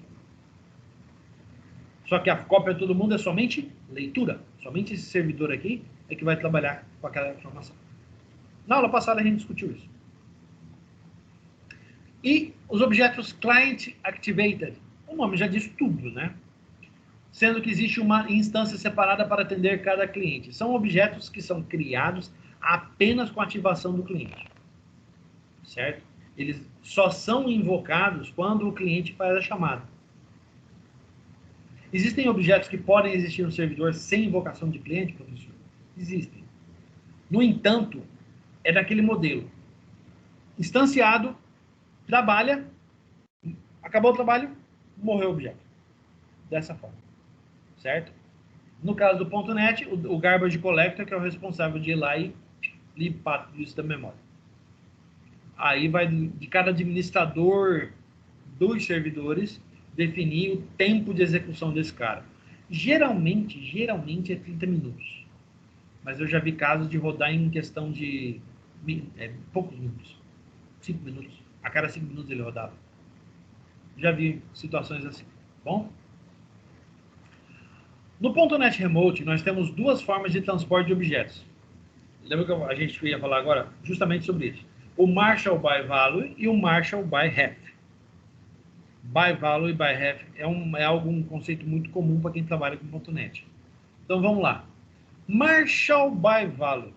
Nesse cenário, os objetos trafegam diretamente entre as aplicações e até entre aplicações, rodando em diferentes máquinas através do processo de serialização, conversão do objeto para XML. É possível fazer chamadas para métodos de uma determinada classe, de um determinado assembly ou DLL, tá? Remotamente no servidor onde estão localizados... Está errado aqui, deixa eu corrigir. Localizados, não, localizado. As funções. Funções? Ah, é para me quebrar. Não vou mexer. Não vou mexer nisso, deixa quieto. Quem fez orientação a objeto comigo sabe do que eu estou falando. Vamos passar aqui. Marshall by Ref. Outro modo de trafegar objetos se dá pela utilização de proxies. Desse modo, o .NET Remote cria um proxy do objeto server no mesmo escopo do objeto client. Em seguida, o objeto client trata o objeto server como se estivesse na mesma aplicação. Para que um objeto seja do tipo Marshall by Ref, basta fazer com que a classe estenda ou herde da classe Marshall by Ref Object. Professor, o que isso significa? Vamos usar uma explicação rapidinha, não vou perder muito tempo, a respeito de métodos que trabalham com parâmetros by ref e by value. Gente, by ref é quando você passa um objeto por referência. O que isso quer dizer? Quer dizer que você está passando um objeto para o outro lado e o método que vai trabalhar, que você está chamando você está passando esse objeto por referência, ele pode alterar o objeto. Então, ele pode abrir a variável que representa o objeto, ele pode ir lá e alterar as propriedades do objeto. Então, aquele método pode mexer internamente no objeto. Quando você passa por by value, você só está passando um valor. Você não está passando um objeto para manipulação. Você só está passando um valor. O método, então, no qual você vai atuar, está sendo chamado, ele vai receber este valor e vai trabalhar com este valor, mas não pode alterá-lo. Certo? É como se eu estivesse passando um objeto somente leitura. Você só pode ler. Então, by value, você só pode ler aquele objeto. Você não pode alterá-lo. By ref, eu posso fazer o que eu quiser com aquele objeto. Eu posso alterar parâmetros, eu posso colocar mais valores, eu posso complementar informações do objeto e tal. Então, by ref, eu posso alterar tudo lá dentro. By value, eu só posso, by value ou by val, né? Depende do nome. Eu só posso olhar o objeto sem poder alterar. Ele é somente leitura para mim. Certo? Beleza. Canais de comunicação do .NET Framework. Os objetos do .NET Remote são trafegados utilizando canais tanto no modo by value ou proxy, que é o by ref. Os canais suportados pelo .NET Framework são HTTP, TCP, já falamos disso, e as informações para trafegar no modo SOAP ou binário, também já falamos disso. Tanto em um canal como no outro, podem trafegar informações usando SOAP ou binário, mas podemos notar grande ganho de desempenho quando combinamos HTTP SOAP e TCP binário. Faz sentido. Lembrando que podemos trabalhar .NET Remote em tecnologias não .NET. Eu dei um exemplo, né? Utilizando, por exemplo, HTTP SOAP. O exemplo que eu dei. onde os objetos são trafegados em formato XML da mesma forma que os atuais web services. Tanto que a gente chama de SOAP Web Services ou XML Web Services. Tratam-se da mesma coisa. Bom? Ativação dos objetos. Um dos processos de configuração dos objetos serializáveis, que são convertidos para XML, é a ativação. A ativação nada mais é do que configurar o acesso e o tráfego dos objetos. Segue abaixo os tipos de acessos possíveis. Ativação pelo cliente. É criada uma instância entre o cliente e o servidor, 1 para 1, e os estados dos objetos são mantidos durante as operações. Ativação pelo servidor. É feita diretamente no objeto remoto, onde é disponibilizado um nome para que os objetos clientes façam chamadas. O que isso quer dizer? Quer dizer que a ativação pelo servidor, lá no cliente, ele vai chamar um método, ele vai receber, né, o objeto, uma cópia do objeto remoto, e vai chamar esse método desse objeto remoto por esse nome, tá? Então, é como se você estivesse criando no cliente uma instância do objeto servidor que você quer manipular. Aí ele chama o método desse objeto servidor e, na verdade, ele está executando lá do outro lado e você não sabe. Legal, né? Observação: em nenhuma das ativações pelo servidor, os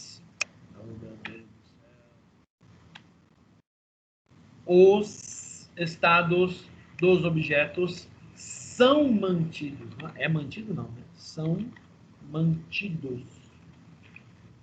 Meu coleguinha lá estava meio equivocado também. Achei que não ia ter erro de português, né? Que tem. Material traduzido, será? Então lá. A ativação por servidor se subdivide em ativação pelo servidor, single call. O nome já disse, uma única chamada. Nesse modo, o objeto servidor cria uma instância somente para o método chamado pelo cliente. Então, todo lado do cliente, faço uma cópia do objeto servidor e faço uma única chamada. Ativação pelo servidor singleton. Nesse modo, é criada uma instância do objeto que serve todas as chamadas de objetos clientes. Então, eu crio um singleton do lado cliente e todo mundo do lado cliente usa esse mesmo cara para chamar do outro lado. Qual que é o mais comum? Depende do freguês. Gosto de cada um. Eu já vi as duas situações. Tanto single call como singleton. Já vi as duas. Depende da forma com a qual mais agrada o jeito de você trabalhar com a codificação remota. Tá? Na minha concepção, para mim, o modo singleton é mais interessante. Aonde mora o problema? Se o programador não tomar cuidado, ele pode invocar um método no modo singleton, invocar objeto no modo singleton, e acaba ficando com dados repetidos que não pertencem àquela chamada. Tem que tomar muito cuidado com isso. Por isso, nesses casos, o uso da palavra estático é proibido. Não pode de jeito nenhum ser estático. Certo? Se você usa estático, a tendência de você trabalhar com coisas que não pertencem àquela instância que está consumindo é enorme. Certo? Beleza? Pois muito bem. Chegamos ao fim, né? E vamos abrir para as dúvidas. Quem tem alguma dúvida? Quem quer falar alguma coisa a respeito?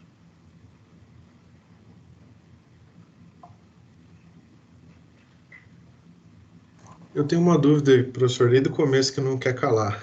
Fala. É o seguinte, como a gente tem objetos, né? Objetos distribuídos com invocações remotas, bem legal. O deploy desse código-fonte que trata uma regra específica, ele é independente? Tipo, eu posso, dado um service específico, fazer uma modificação nesse código sem interferir nos outros services que estão ali no meu sistema? Pode. Pode. Inclusive, é por isso mesmo que a gente usa vamos dizer assim, toda a expertise que a gente tem em programação orientada a objeto. Tá? Por quê? Nesse caso, os serviços que estão rodando, eles rodam em instâncias diferentes. E, geralmente, cada um deles representa uma DLL, no caso do C Sharp, cada um deles representa uma DLL específica. No caso do Java, seria um package. Cada serviço é um package específico. Então, você pode, naturalmente, substituir um deles sem afetar o restante, sem problema nenhum. E o servidor sabe lidar, por exemplo, se um service está sendo usado no momento e eu quero fazer uma nova versão daquele service, ele sabe lidar com isso e permite com que quem tá usando o service antigo ainda não derrube quem está usando o service antigo até que a nova versão esteja disponível? Tipo um deploy assim, um blue-green deploy, né, que o pessoal faz assim normalmente. Vou falar para você, eu posso te responder da parte referente ao .NET. Certo. Da parte do Java, eu vou ficar te devendo. Mas da parte referente ao .NET, sim. Por quê? Porque o .NET ele trata cada um dos serviços hospedados, por exemplo, em um servidor IS, tá? E a analogia serve para todo e qualquer objeto ou assembly, que nós chamamos, né, as DLLs, né? Todo e qualquer assembly.net serve, a analogia é a mesma. Ele trata da seguinte forma, ele trata por sessão de uso, tá? Então, por exemplo, eu acessei lá, o meu programa fez uma consulta em determinado serviço e ele está rodando um assembly na versão 1.5. Aí, sem que eu saiba, um colega pode fazer atualização lá no servidor, fazendo deploy de um serviço mais recente, a versão 1.6, certo? Enquanto a minha sessão de consumo do serviço estiver funcionando, eu estarei rodando a versão 1.5. No entanto, qualquer outro que acesse, faça uma nova requisição ao servidor, imediatamente o servidor vai atender a versão 1.6. Tá? Isso no .NET Framework, em geral, todos os produtos que atendem a família Microsoft, eles trabalham assim. O IS trabalha desse jeito. Tá? No Java, eu vou ficar te devendo, mas até onde eu me lembre,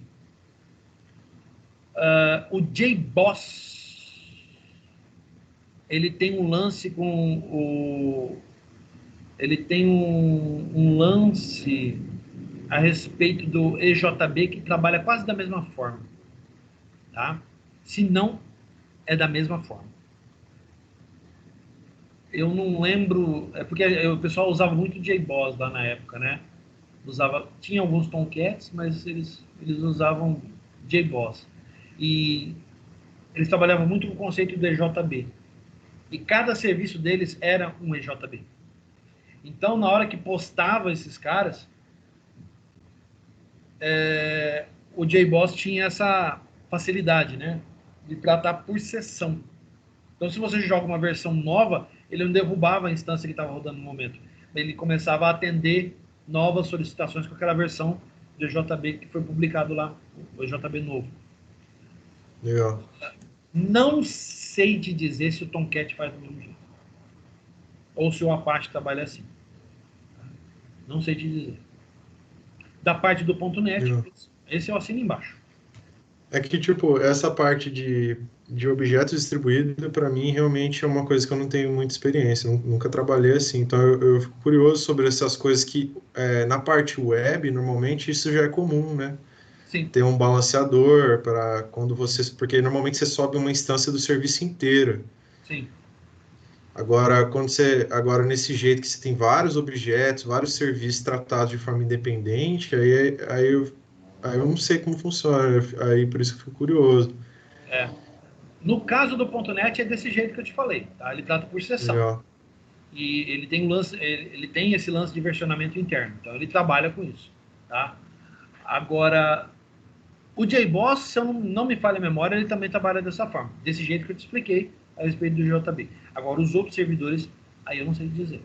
Acredito que nessa altura do campeonato eles devem estar trabalhando muito parecido. Todos eles, tá? mas não sei te dizer com exatidão, porque eu trabalhei muito pouco com Apache e com Tomcat. Tá? Mais alguma dúvida, gente?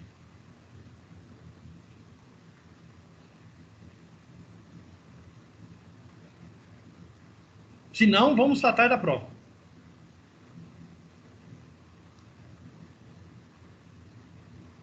Muito bem, vamos tratar da prova. Então, encerramos aqui a nossa apresentação, tá? Beleza? Deixa eu voltar lá no começo. E vamos tratar da prova. Deixa eu pegar aqui um... Vou fazer a mesma coisa que eu fiz para vocês. Eu vou aproveitar para... Inclusive, ó, vou usar... Aqui, ó. Eu vou usar o mesmo texto.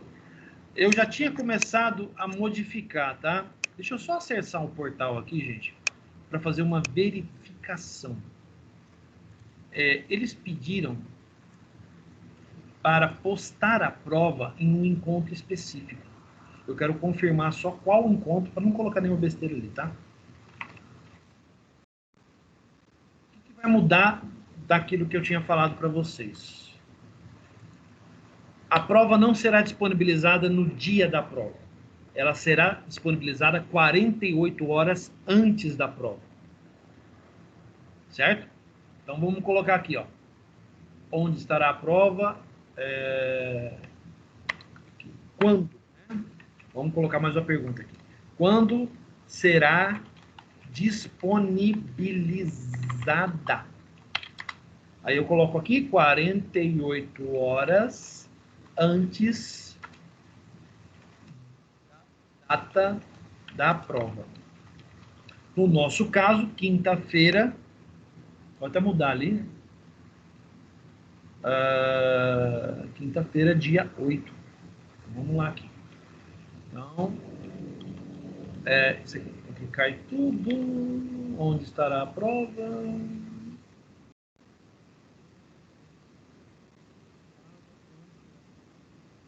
Então, isso aqui, ó. Vou até mudar a ordem aqui, ó, para a gente entender, tá? Aqui. Prova N1. Aqui, no caso, é APD, né? Então, vamos lá. A prova de APD vai estar dia 8. O mesmo se aplica a sistema distribuído, tá? Só que a data é outra. Depois eu coloco aqui para ficar fácil. Mas eu mando isso aqui para vocês lá no WhatsApp, tá? Então, prazo, 48 horas. Não, aqui não tem prazo. É prazo 48 horas, tá? Quando será disponibilizada? Deixa eu mudar aqui a ordem das perguntas para ficar mais fácil, tá? Quando será disponibilizado? 48 horas antes da prova. A data da prova está ali. Então, vai ser disponibilizado dia 6/4/2021. Certo? Quando será entregue? Né? Quando será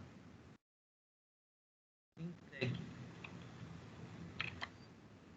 8/4/2021, né? No dia da prova, até às 21h30. Então eu vou Horário de Brasília ou... Nosso horário. Tá. Então, vou até colocar, já que surgiu a pergunta, deixa eu colocar horário local. Beleza? Então, até às 21h, horário local. Deixa eu ver. Prova, 48 horas antes da prova. 6/4/2021. Quando será entregue? 8/4 até as 21h. Muito bem, horário local. O que mais está faltando aqui? Tá. Haverá, como eu sempre faço, tá? Plantão de atendimento. Mas esse plantão de atendimento será no dia 8/4/2021, no dia da entrega da prova. Então, eu vou estar de plantão aqui no Teams para atender vocês nesse dia. Então, no dia 8, das 7 até as 9h30 da noite. Então, das 19 até as 21h30. 21h30, encerra o prazo de atendimento do plantão e encerra o prazo de entrega da prova. Certo? Muito bem. Aqui para baixo não muda nada. Professor, mas não faz sentido fazer o plantão depois. Porque se a prova vai ser liberada antes, o legal tipo, seria fazer tirar dúvida antes, né? Então, isso aí você vai trocar ideia lá com a Adriane, porque é a ordem que eu recebi. Não, não, de boa. Só que assim, né, não, eu entendo que não faz muito sentido. Tipo, se eu liberei a prova hoje, se eu estou adiantando, então eu acho que teria que adiantar o plantão lá para... Porque eu acho que a questão do plantão é para dúvida da prova, não é? Sim. A não ser que você deixe para fazer a prova no último horário, no último prazo.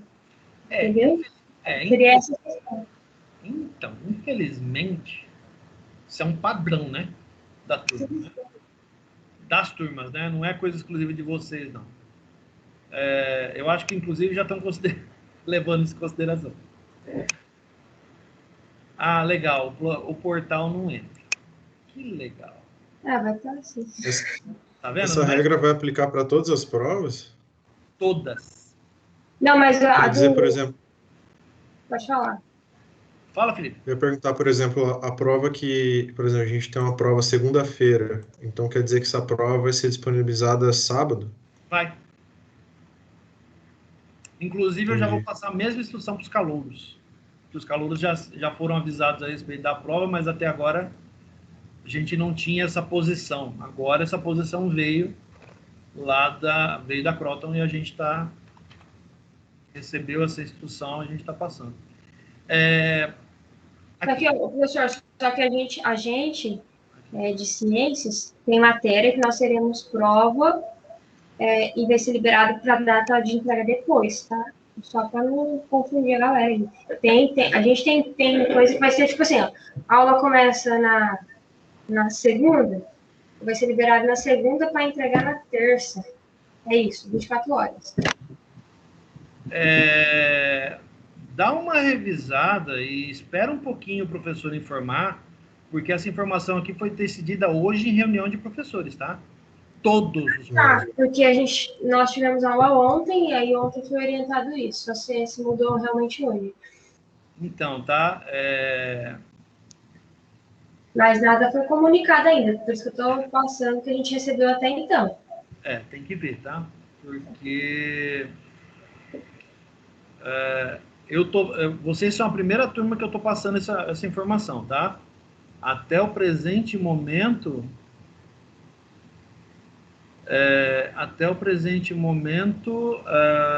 a instrução que eu tenho isso foi foi em reunião, tá bom? Eu não sei quem é o professor que está dando para vocês dessa forma. No entanto, essa foi uma instrução que foi repassada pela coordenação pedagógica e acadêmica. Nós, professores, temos que acatar. Então, tá aí. Tá? O que eu estou passando para vocês é o que chegou para mim.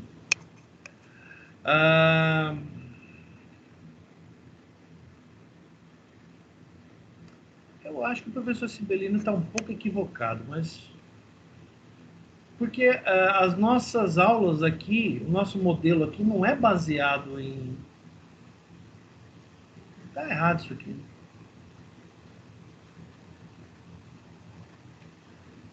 Tá, vamos fazer o seguinte. Para não ter problema, eles estão falando para fazer o seguinte. Para colocar a prova no último encontro da unidade 2.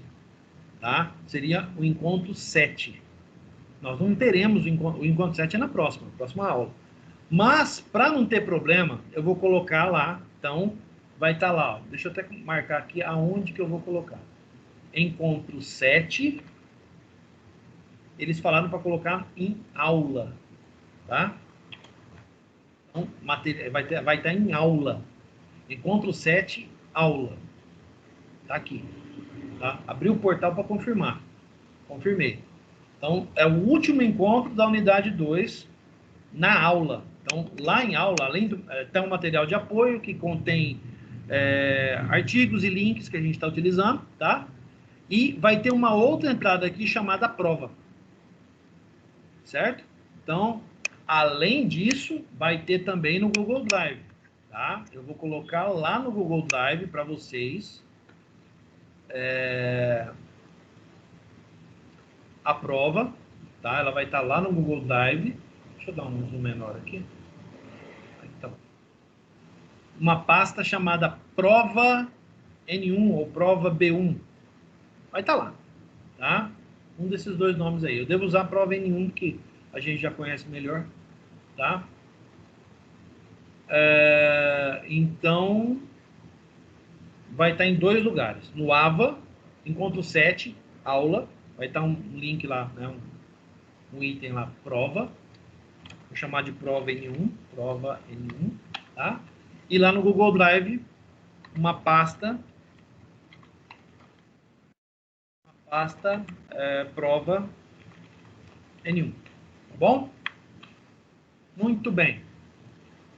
Como será a prova? 20 questões de verdadeiro ou falso, nível de concurso, você já conhece minhas provas, sabe como é que funciona. Como enviar o gabarito? Aqui, dessa prova aqui, vai ser APD, né? Então, a turma vai ser APD. Aí, deixa eu ver aqui. O resto tudo igual. Vou colocar isso aqui lá no WhatsApp da turma, tá bom? Deixa eu pegar aqui.